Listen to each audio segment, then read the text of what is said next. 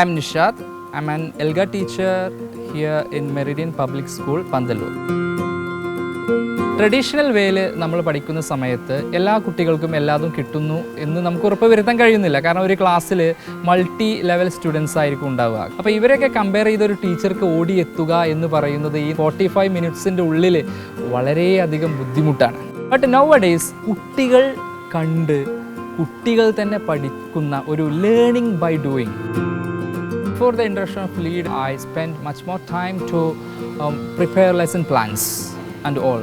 Nowadays it is very easy. All the lessons, plans and resources, everything is pre-planned and given. So it will be very easy. Lead is a kind of leader. പണ്ടൊക്കെ നമ്മൾ പഠിച്ചത് ഇപ്പോൾ ഒരു കാര്യം അതൊരു abstract concept ആയിട്ട് കുട്ടിയുടെ മനസ്സിൽ ഇങ്ങനെ നിൽക്കും. And lead is based on the level of the student.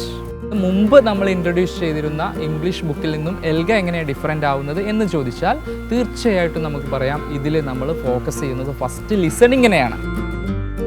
ഈ ലിസൺ ചെയ്ത് കഴിഞ്ഞാലാണ് ബാക്കി കുട്ടി സ്പീക്കിങ്ങിലേക്കും റീഡിങ്ങിലേക്കും റൈറ്റിങ്ങിലേക്കും വരിക.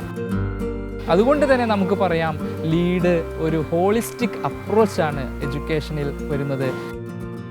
Lead knows the correct way of education, how to impart this quality education in affordable cost.